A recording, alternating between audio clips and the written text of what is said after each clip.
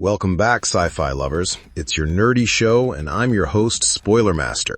Today we're diving deep into Invasion Season 3, Episode 3, an episode that finally ties together multiple storylines while teasing the terrifying return of the aliens. After two setup-heavy episodes, this one really kicks things into gear, reuniting us with Aneesha Malik, her kids, and introducing a shadowy new faction called Infinitas. We also get heartbreaking character drama with Travante and Jamila, as well as some chilling revelations from Mitsuki and Nikhil at the Atlantic portal. And of course, that jaw-dropping ending with the tentacled monstrosity bursting through the portal leaves us with way more questions than answers. So, let's break it all down, character by character, plot by plot, and try to piece together what Episode 3 means for the rest of Season 3. Yeah. In the fridge, second shelf on the right. Come, I'll show you. Anisha's new life in Boise. We open in Boise, Idaho, and for the first time in a long while, things actually look normal. There's a neighborhood carnival with food, music, laughter, and sports. In the middle of this suburban calm is Aneesha Malik, and she looks like a completely different person compared to the grief-stricken, constantly on-edge survivor we followed in the first two seasons. The world has been relatively peaceful for 2 years, and Aneesha has built a new life here. She's not just surviving anymore, she's thriving. She's even found love with Clark Evans, the former leader of the rebel group known as the Movement. The two are essentially married now, raising their blended family together. Anisha's kids, Luke and Sarah, alongside Clark's daughter, Ryder. This is a really important tonal shift. Anisha spent seasons 1 and 2 defined by loss, trauma, and survival instincts. But here we see a softer, more grounded side of her. She's working as a doctor at a local hospital, Clark teaches at the high school, and their kids are, at least for the moment, living fairly normal teenage lives. But beneath that domestic bliss, old scars and looming threats still linger. Lucky to have you. But don't short yourself on you. Ryder's ambitions versus Anisha's advice. The episode gives us a touching glimpse into the dynamics of this new family, especially between Anisha and Ryder. Ryder, now a determined teenager, is laser-focused on getting into medical school as fast as possible. She's doubling up on science classes, cutting out hobbies, and pushing herself relentlessly. Why? Because Ryder grew up in the shadow of the alien invasion. She's seen firsthand how fragile life is, and she feels this burning responsibility to be useful, to save lives, to make a difference. But Anisha, having lived through her own share of trauma, encourages balance. She tells Ryder not to rush adulthood, to make time for things like poetry, to allow herself the luxury of simply being a teenager. Anisha recognizes that Ryder's drive comes from pain, and she doesn't want the girl to sacrifice her humanity for the sake of constant utility. This small exchange reflects a bigger theme running through the episode: how trauma shapes people differently. Some shut down, some burn out, and some, like Ryder, turn it into a relentless sense of duty. We have a turtle, a yellow-bellied slider, like Isabel's. They can... Sarah's innocence and Luke's secret burden. While Ryder carries the scars of responsibility, Sarah, who's around 11 or 12, still has her childlike innocence intact. She's excited about sleepovers, pets, and the normal kid stuff that should define her life. Her presence in the episode is brief. She's at a sleepover during most of the events, but she represents what the other kids have lost: pure innocence, untainted by war. And then there's Luke. He's the quiet storm of the Malik Evans household, still deeply connected to the alien mystery. Back in Season 2, Luke had an uncanny ability to communicate with the alien hunter-killers, almost like he was part of their hive mind. In this episode, he claims that connection has been severed, that he hasn't heard from the aliens since the mothership fell. But that's not entirely true. Luke is still having visions. He's still being shown cryptic symbols and patterns. And crucially, he's recorded one of those strange patterns in his journal, a pattern that will tie directly to the main mystery of Episode 3.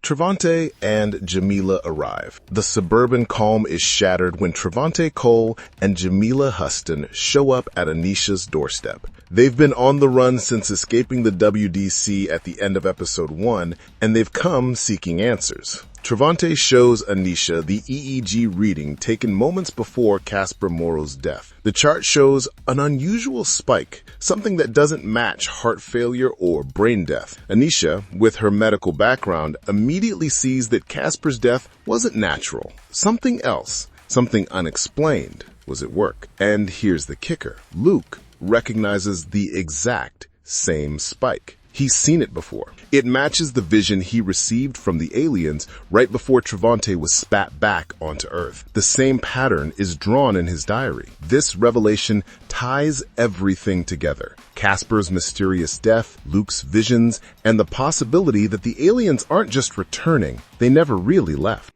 They say about sharing the load. You don't want what's inside of my head. Travante's guilt and Jamila's frustration. But before diving deeper into the mystery, the episode takes time to focus on Travante's state of mind, and it's not good. Travante has been carrying immense guilt over Caspar's death. Rationally, there's nothing he could have done, but emotionally, he feels like he failed the boy, that he wasn't strong enough, fast enough, smart enough to save him. His PTSD is flaring up again with violent outbursts and sleepless nights. Jamila, meanwhile, is stuck in the middle. She's no longer the sheltered teenager we met before. She's grown, hardened by loss, and determined to uncover the truth. But Travante refuses to see her as an equal. He insists on keeping her safe, pushing her away, locking her out of the investigation. There's a heartbreaking moment when Travante finally accepts Jamila's help, telling her to pack her things to leave with him. But as soon as she goes to her room, he locks her in and leaves without her. Here it is. Infinitas leaked data from the portal sites a few days ago. It's been going around.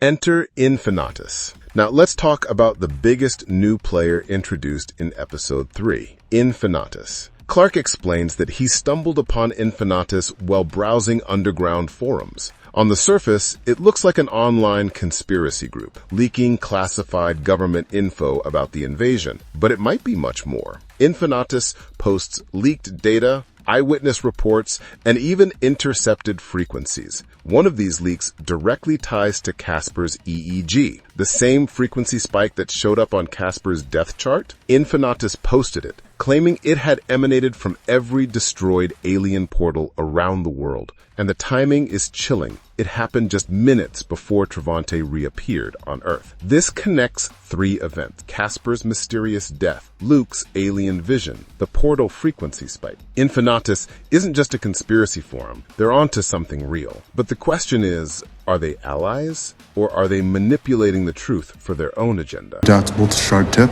Comes with your regular magazine, your adapted magazine right here. Travante and Anisha meet Infinitas. Determined to find answers, Travante and Anisha attend an underground meeting, hoping to connect with Infinitas directly. Instead, they stumble into an illegal weapons deal with neo-Nazis. The situation spirals out of control fast, forcing them to fight their way out. But just when things look dire, an Infinitas representative saves them, whisking them away to a safe house. Here, they finally get some real answers. The Infinitas group explains that the frequency spike isn't new. It was also recorded years ago, right before the alien hunter-killers first appeared. In other words, the signal isn't just random noise. It's a warning sign. Every time the aliens prepare to launch an attack, this frequency emerges. And that means the recent spike wasn't an anomaly. It was a signal. The aliens are back. But the most disturbing part comes when Infinitas plays the frequency for Travante. The sound physically hurts him, sending him into violent flashbacks of his time inside the alien mothership. In his vision, he sees a massive tentacled beast, a creature unlike anything we've seen before. Is this the next phase of the invasion? Or worse, has Travante been marked or even corrupted by his time inside the mothership? Before he can process the vision, the safe house is stormed by the FBI. The WDC has been tracking Travante all along, and now he and Anisha are in custody.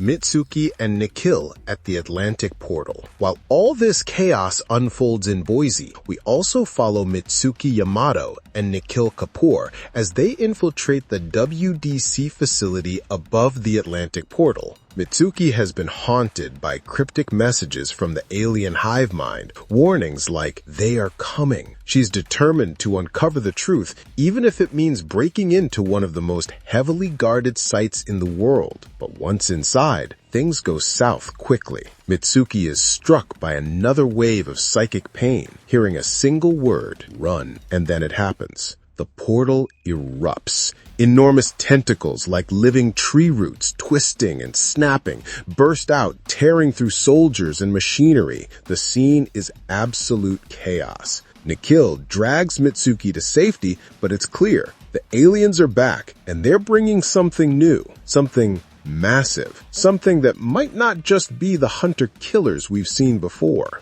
Came back to the motel, and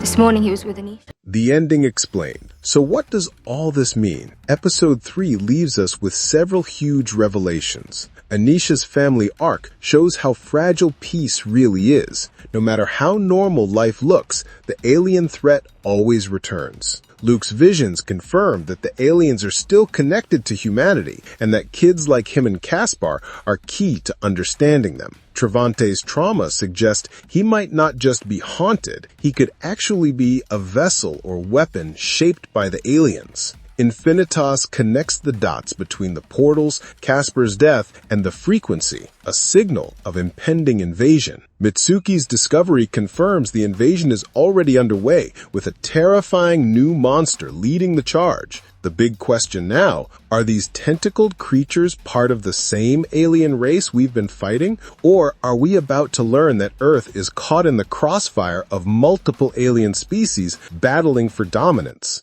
Strongly Where's Mom? encourages you to evacuate immediately. Where is she?